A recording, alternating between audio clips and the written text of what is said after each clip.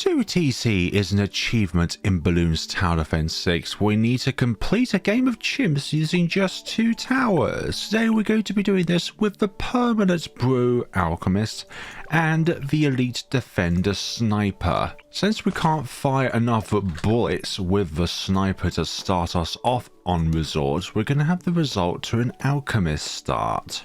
Resort to an Alchemist start. But unlike other Alchemist starts, we don't have to wait long until we can place down our next tower, so we don't have to deal with shenanigans involving microing with the Alchemist. The great thing about having an Alchemist right off the bat is that you don't have to worry about lead balloons at all throughout the entire game, aside from like 59 and the DDTs. Night vision goggle, shrapnel shot. By the time we get DDTs, we're going to have both tier 5 towers anyways. Shrapnel shot is very important for a lot of targets later on when they're around this part of Resort.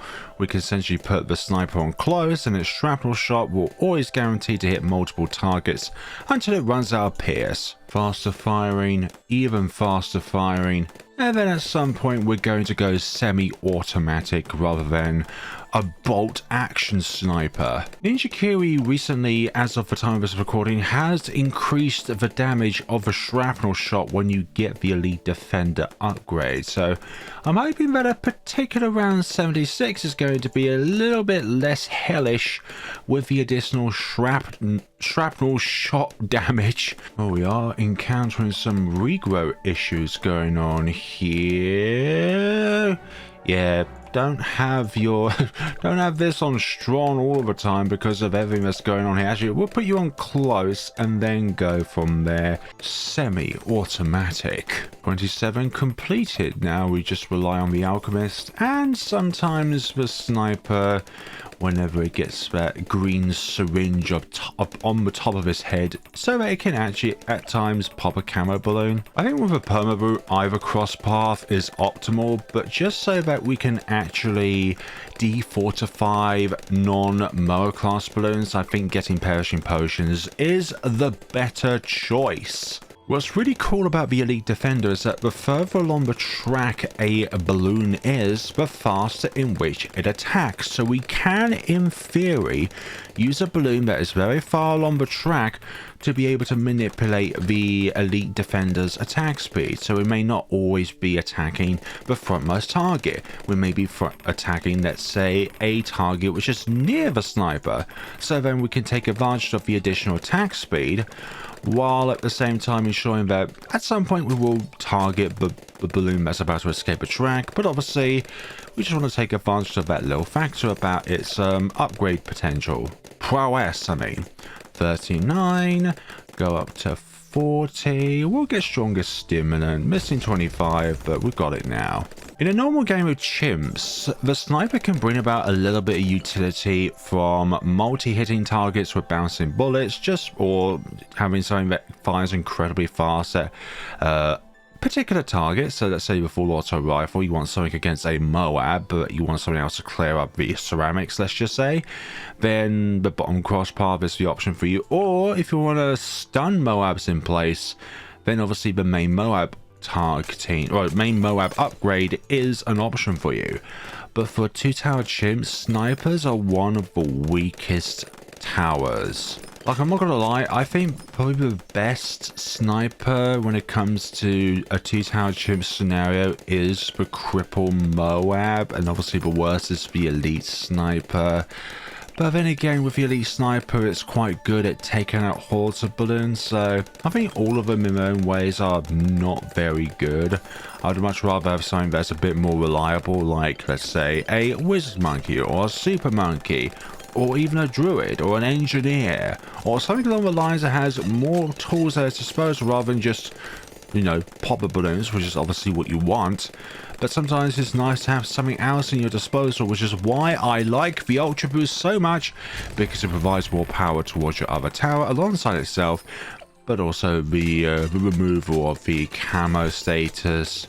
Early lead balloons been a no problem. Hope everyone enjoyed the anti-balloon 2 Mega Pops video on cornfield actually, which also resulted in no harvest because I didn't remove any of the corn on that map. But I do have another no harvest 2 megapops coming up soon. Guess which tower it might be. Before you guess, have a look at what towers I've already done on the channel. So let's just put no harvest within the search bar of my channel and then go from there to see which ones I've already done. And then comment down. I've done like Poseidon, Apache Prime, Papanor, the biggest one, Flying Fortress, Spectra, Tech Terror, the Anti-Balloon, Sun Avatar. Yet to do any of the bottom cross path of the Super Monkey, just because I think the build up to the Dark Champion is not a nightmare. Geraldo, obviously, like what 2 megapops has not been done by Geraldo on a map? Like it's possible to do a 2 megapops with Geraldo on every single map, including Glacial Trail, because of Jerry's fire working regardless if a tower is frozen or not. And that's also like why I dislike Glacial Trails a lot, because 20% of the time your tower is useless. Once the Permanent Brew upgrade is online, then these buffs will not only stick, but we will definitely see the effects of them, because right now, since this thing attacks super duper fast, it's almost useless having the Alchemist on the Elite Defender at this given point in time. When the Elite Defender, a shrapnel shot gets the acidic mixture dip, it's kind of a similar feeling to when the primary immunity of Dread Balloon goes away when you have a Apex Plasma Master or Glaive Dominus, or nowadays the Crucible of Steel and Flame. It's like, I was unable to do anything to you, but now that the primary immunity has gone away, you and all of the rock balloons will become scrap. I do picture Ninja Kiwi nerfing other towers so that it no longer has the normal damage type, like the Ray of Doom, the Sky Shredders as darts. They've done it with the Carrier Flagship in one of the more recent updates where its darts no longer have the normal damage type. Like, I just see Ninja Kiwi doing that. And most importantly for me, the biggest one, my beloved, has received that same nerve. Oh my god, oh my god, oh my god, oh my god, oh my god. Oh, I thought that was going to be an uncontrollable population there of the regrows, but the additional shrapnel shot damage is really come into play there. And Permanent Brew is now permanently online. There we go.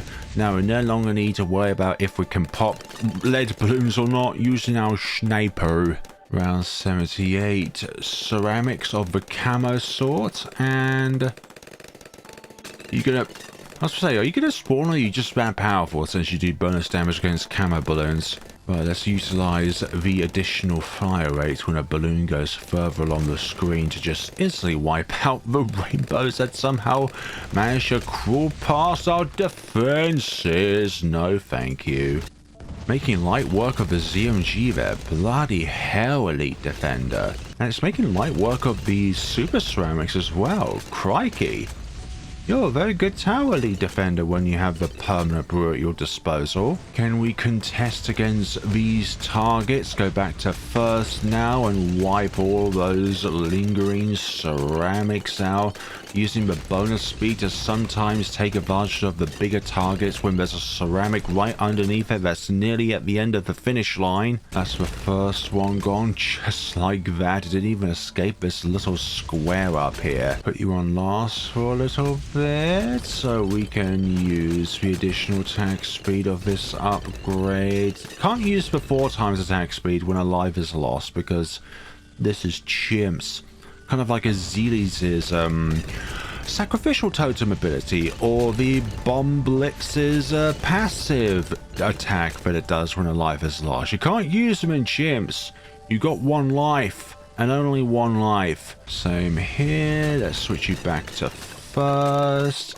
Some of these ceramics can overlap with these huge Moabs, but it may never work at times, but I'm hopeful. Can we take a chance of these ceramics? Sometimes they are defortified, which is very nice. Makes the work for our sniper just a tad bit easier. Not relying on you for pops, relying on you for, well, keeping this thing buffed, which you will, and taking over fortified status once they go below a Moab.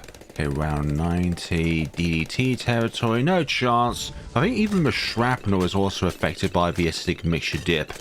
And the stronger stimulant that's now permanent.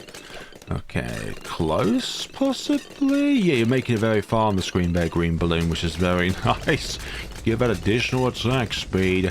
Come on now. Shrapnel making full use of the fact that we can hit more than one target at a time. We go round 92. Yeah, these last few rounds are going to be more important than the others. There might be a loose balloon that will escape, but if that does happen, there's no problem. My goodness sakes. What a defender this thing is. In its name, the Elite Defender. Could say that with the acidic mixture dip, it transforms this tower back into a normal damage type, because it once upon a time did have innate normal damage type. But you can't really say that because we still can't pop frozen balloons. Clearing up the rest of round 93. Also helps that the Perma-brew did receive a price buff recently, which is very, very nice. Oh, that's going up towards over here. And let us now saturate all of these ceramics now that they are underneath the ZMGs, BFBs. Kind of need to take out these targets individually. Divide and conquer. Don't always try and flatline these so that then they are down to Moabs and ceramics and all that stuff.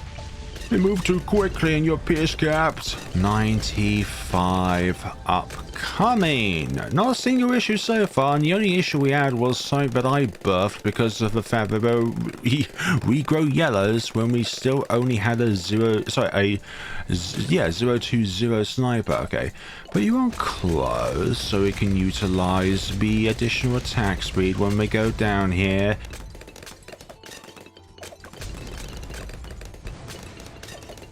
Yeah, this additional shrapnel damage is devastating. Like, this is brilliant. I know it's only gone up from 1 to 2, but that's double the attack output of the shrapnel itself. They're making their way quite close, but they are reaching our maximum attack speed output. Okay, put you over there, take care of the Moabs, take care of the BFBs, then down to Moabs. So I should have said BFBs. Don't know what I said first there. Leave the ZMG to last. And there we go.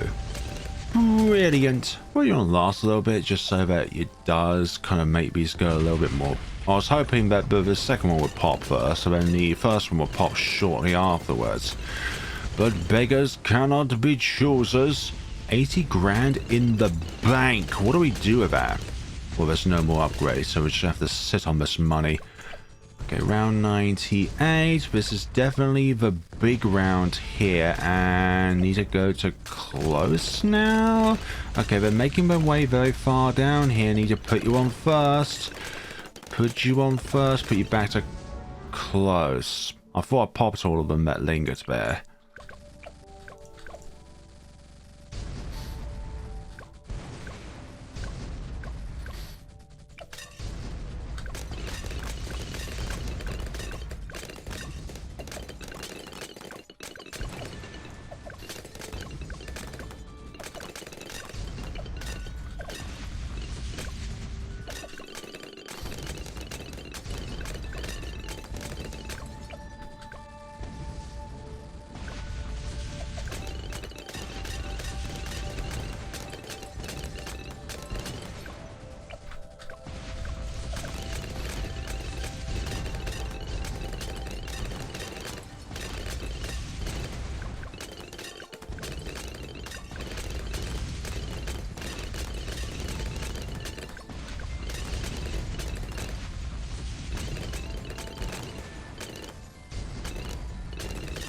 Oh, those backmost ZMGs are giving me a bit of concern, but we should be able to get through all this. Lovely, lovely. They are very far along the track, very far along. Yeah, we've done it. Around 99. Keep you on close so we can damage these fortified DETs as much as possible. Please, please, once they come back around here. Okay, put you back on first since they're all partially damaged now. Brilliant. That's what I like to see. If you left it on first, then the backmost DETs would barely be damaged. So We needed that close support. I mean, that close targeting priority, but you get what I mean. I'm going to try something. Put you on last, so then once the DTs become very close, then we'll switch you back to first. Should be near enough now. There we go. So leave you for a little bit, and then with the bonus damage inflicts on the ZMG, we should be able to take this out even more easily. 95k in the bank. Okay, we're missing 112, but I'm not going to I'm not going to complain to Ninja Q about that one, honestly. That is me and my lack of regrow farming sort of stuff that can happen in the game. Anyways, we are missing 17k pops, and do you know why that is? Because of perishing potions stripping away certain pops that could have been there throughout the run. So that's why we're missing about 17k there. But aside from that one round on round 25, and also round 98 as well for my first attempt, that was a brilliant game. Almost riskless. Obviously, like, you do need to flick through your targeting in order to actually maximize your shrapnel shot usage, which I think is most easily possible on Resort, just because you have this small square to utilize the shrapnel shot aspect. But also as well utilizing the fact that when a balloon goes further along the track, you can fire faster, but it doesn't mean that it's on the actual balloon at first, which you'll fire faster on. It just needs a balloon to be at like the furthest point along the track in order to fire the fastest. But obviously not too close. Thank you all so much for watching, everyone. Let me know what you thought of the video down in the comments sections below. And for me personally, I don't think that would have been possible without the additional shrapnel shot damage. Like, it's been done without the additional shrapnel shot damage, but round 99 would definitely have been harder, and round 76 would definitely be harder. But anyways, everyone, let me know what you thought of the video, and please use my creator support code whenever you are shopping in the store. Right now, there are tier 5 Insta Monkeys packs in which you can purchase to get yourself 10 tier 5 Insta Monkeys for... I don't mean to click on it, but it's like what I did there, you should do yourself. Click on it, and then hopefully you get a tier 5 Insta Monkey, which you have not yet gotten already, because there are going to be times when you do like a collection event and you get like a tier 5 Insta Monkey and be like, hey, that's great, but yeah, guess what, I've already got that one. I want one of the other ones. A marketplace would be brilliant, honestly, to be able to swap something for something else in which you are lacking with another player. But that might be a little bit too difficult to implement. I don't know. Thank you all so much for watching, and take care of yourselves, everybody.